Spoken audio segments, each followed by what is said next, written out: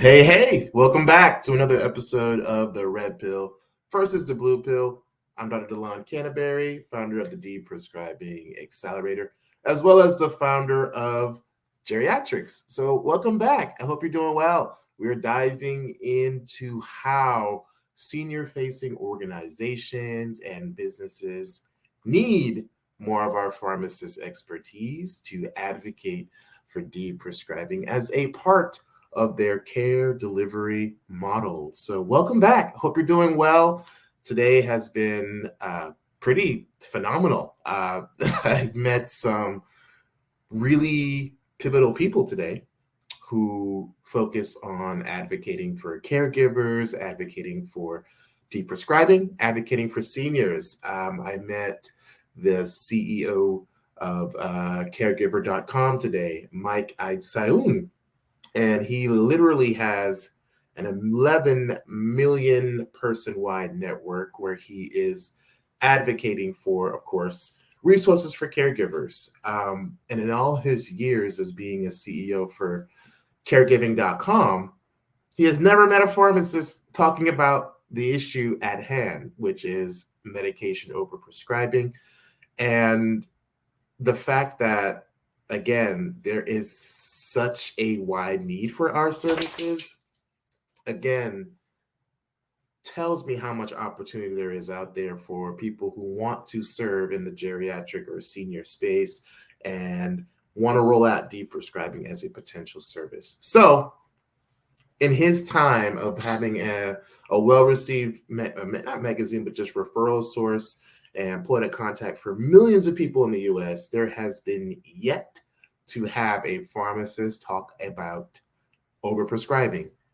And to me, it's mind-boggling because it's like, you think that'd be the first thing we talk about, but it's literally something that's new. And we are talking about rolling out, hopefully, a pilot to see if we can touch more patients' lives using a deprescribing little healthcare questionnaire tool. So more to come on that. But again, guys, we gotta wake up. Like, we have to wake up to this superpower. If there are so many different businesses that are just dying to have someone talk about falls, talk about herbals, talk about OTCs, talk about what may not be necessary as we age, there are evidence-based tools we can use to do this. So the opportunity is now to make the switch. Do not wait for someone else to tell you how to do your job. Just start doing what you want to do and start serving. So I love seeing where deprescribing has taken me, because I can't lie, there's some doors that have opened up just from talking about this issue. And it's exciting knowing that there are literally movements who may not have the word deprescribing, but who are all about this way of delivering value-based care with quality improvement networks, with third-party contractors that audit Medicare claims and audit services rendered by Medicare companies.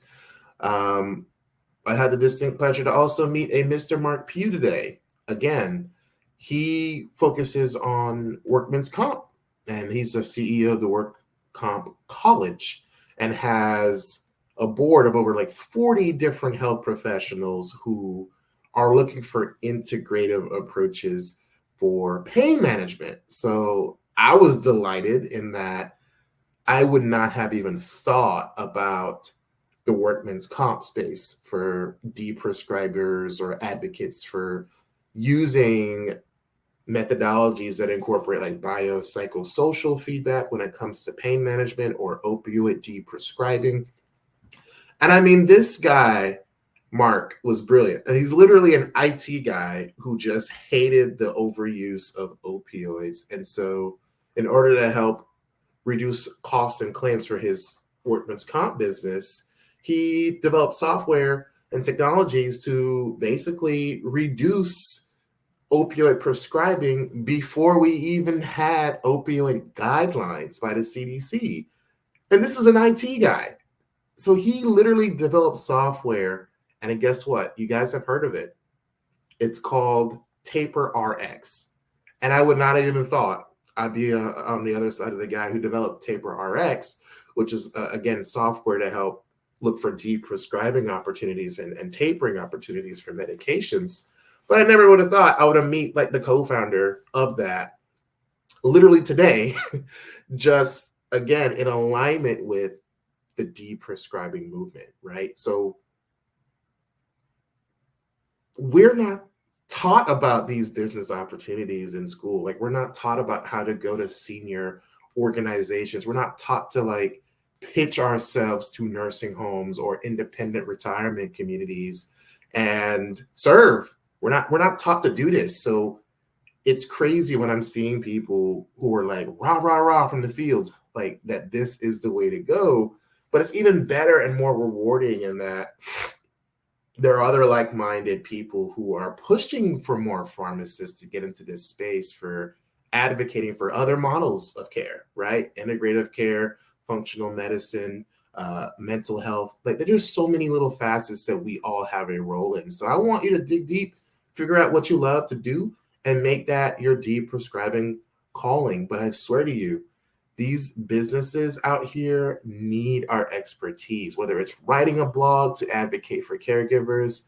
Hey, what's going on, Lisa? Thanks for joining in while you're walking your dog. Hope they are tuning in as well. So appreciate you. But yo, really, it's crazy. Again, the need.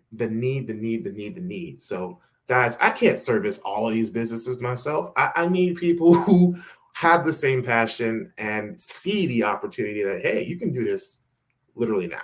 But needless to say, we are taught to think we can only do this level of advocacy once someone tells us to do it, right? Once someone says, here's your job, this is your time from 9 to 5, this is what you got to do for us.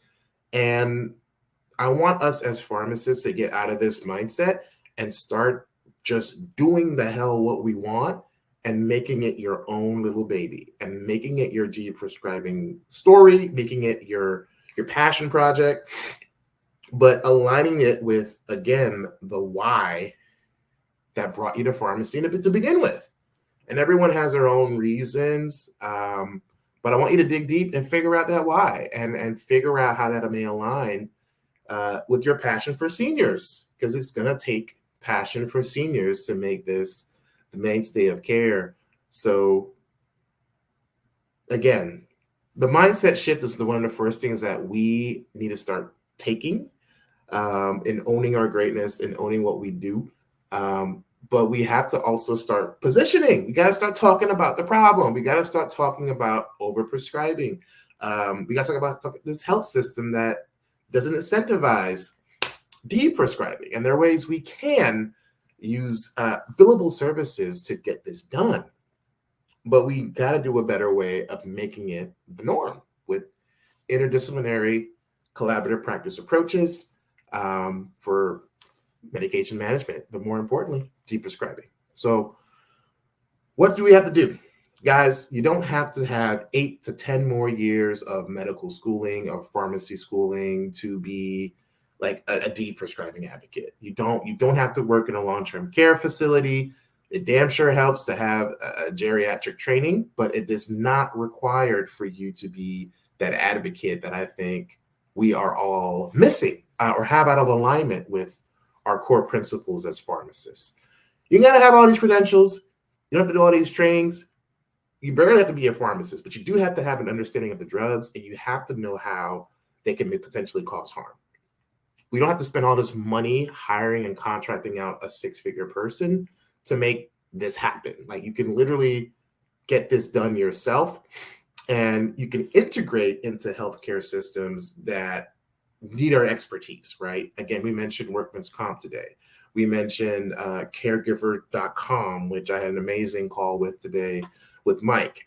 And they need, again, people talking about this. So we are already in the work of developing maybe some short mini courses on basically patient-specific understanding of how to advocate against overprescribing. Am I on more than 5 or 7 meds? Like, are there any things that may have changed in the dosing of my current or recent medication changes in my loved one?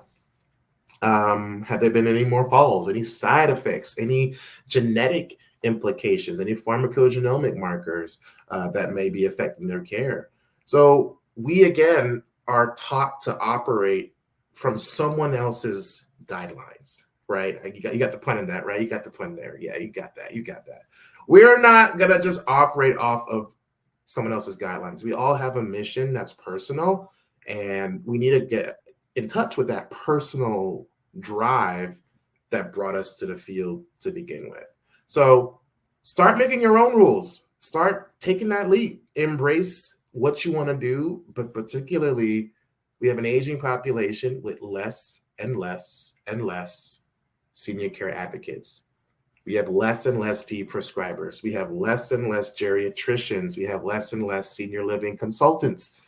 We have less and less beds for our own seniors to be able to age gracefully at home or independent in a community setting. We have less and less things for caregivers and for our senior patients. And if they are one of the highest growing populations in our country, then why the hell aren't we talking about the problem? Unified, like, why aren't we all talking about this? And we all have roles to play, but we need health systems to be talking about this. We need schools talking about this. We need our future doctors and future prescribers talking about this elephant in the room. So deprescribing is a team-based effort, okay? I don't care who you are or how awesome you are at med reviews. Nothing happens without the team. Nothing happens without you educating the patient or the caregiver or the provider or the care navigator, right? Nothing happens if we aren't doing it together. So we have to get out of this siloed mindset and into this team-based mindset. And so with our course, we literally teach interprofessional models where they roll out and pilot deprescribing initiatives in nursing homes to community pharmacies to just educational workshops. There are many angles you can use for this, but it starts with your why. It starts with how are you going to serve and how you're going to show up to advocate for it. And unfortunately, again, there's still some educating around what the heck we even do as pharmacists. Not everyone thinks that, pharmacists can be this level of advocate or service provider within the consultant space, but we all have gifts as consultants. You are already a PharmD, so let's stop looking for more excuses to not take action. Let's stop wasting for more case studies and data for my patient cohort to suddenly take the lead. Like, you already do it, man. You already do it, own it, and then put yourself in front of people that need to hear what you have to say. So we gotta get out of our reactive mentality with healthcare. We have to get out of this reactiveness and invest into preventative services, invest into holistic just deprescribing services.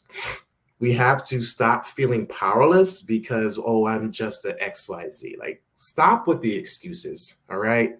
Stop with the excuses of I'm just a social worker, I'm just a nurse, I'm just this, and I don't want to rock the boat. Like, no, this is what people want us to do. I mean, I talk to countless nurses, countless wellness directors, countless nursing home directors who deal with the very same issue. Is we see the issue, we don't want to touch it because it's not our place. Well, we're no longer using that cop-out and just letting things snowball into worse and worse issues. We as pharmacists can position ourselves to literally save lives. And when you're able to show insurers that you're reducing falls, or you're hitting some of those HEDIS metrics, or you're reducing readmission rates, you're reducing hospitalization rates, all of those metrics are quantifiable and can be monetized. Whether it's through the value-based end, and guess what? The insurers are catching on. The insurers like Blue Cross Blue Shield, Anthem, and United Healthcare, they want more of this concierge approach. See, we're just a couple months behind the next rollout of new metrics that these insurers are looking to boost up patient satisfaction to a 30% reimbursement rate now. So when they start talking about these reimbursement rates, they're going to want people who give the warm, fuzzy, holistic, integrative, progressive, cost-saving approaches that deprescribing encompasses. And this is the money language that these health insurers are looking to capitalize on. They're looking for us as experts. And let's be real here. What we're doing is consulting policy change. What we're doing is advocating for changes in just the way things are done. All right. That doesn't require a license or a degree. That takes a little bit of education and a little bit of passion and care to make that happen. So we got to stop seeing ourselves as just pharmacists. We are literally deprescribers. That's no pharmacist is like, well, yeah, I want you on all these meds. Like no one willingly says that. We always want people on the least amount of meds. So let's use our superpower. That's all I'm saying. So let's get out of this reactive versus proactive mindset. Let's stop feeling powerless in how we advocate and how we show up for our seniors.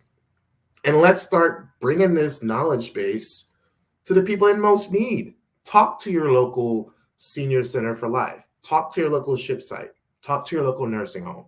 Like, talk about partnerships. Talk about getting a grant. Talk about ways we can literally streamline services in communities with most need. Do it. Don't wait for me to tell you how to do it. Like, do it. Do it. We already do it. So just do it. So what we leave people with our Deprescribing Accelerator program is a system, is a basically a process flow on how to implement deprescribing with a number of different geriatric tools and assessments, and of course, adopting team-based models where we're talking about integrating this type of service. We talk about understanding some of the symptoms and side effects that may come from overprescribing or from common geriatric syndromes. We talk about how to pinpoint those markers or red flags. And then we talk about how to further advocate and educate our providers, our prescribers, people who are on the care team, who are seeing it, but don't quite know how to extrapolate this to, say, an adverse event, right? It can be done. It can especially be done when we have collaborative practice agreements in place. It can be done in an independent setting. So it can be done in a retail setting. I think it is a little harder, but it is doable to have models where we talk about getting people off of meds and potentially billing for those services. I firmly, I know for a fact that this ain't going away. And I know for a fact that we are just on the cusp of waking up to this superpower and putting it in front of all types of third-party payers, of all types of insurers, of small health clinics who, again, are looking to reduce and minimize harm as much as possible. And risk mitigation is the game. Reducing harm is the game. So we just got to tie in what we do every day as pharmacists and put that in the lingo of prescribers, of insurers, of the policymakers, and show that as we track these outcomes, as we track our interventions, we're making that lasting impact that we have been dying to do since we got our degrees. So businesses need us. 2 people I met just today were complete testaments to why I talk about deprescribing so much.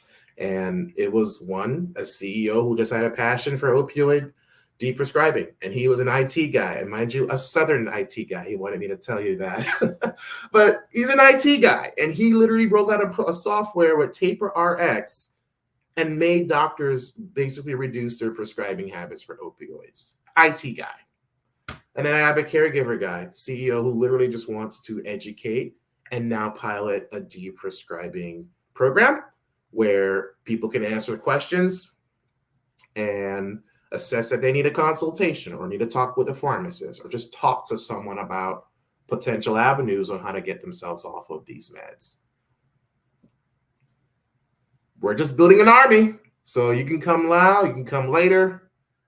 Look, I'm not pressed, but what I do care about is our seniors. And the mission is growing. And I love getting validation. I love meeting people in the same space that prove that what I'm saying is true. So you gotta take my word for it. We're not going away. But we'll be back tomorrow for another episode. They need us. Businesses are going to be saving money and rolling out a whole new type of model of service when they start unleashing the power of their deprescribing pharmacists. So, want to know how? Apply to join our Deprescribing Accelerator. Deadline is going to be September 16th. We max out at about 5 to 7 people. We'll meet once weekly starting that week, going into early December. So it's a 3-month, 12-week long program. And you'll learn those tips and tricks along the way to get you to the right path of leveraging yourself and monetizing deprescribing. So hope this was great. Thank you all for tuning in. Much love. And we'll be back tomorrow for another episode. All right. Take care.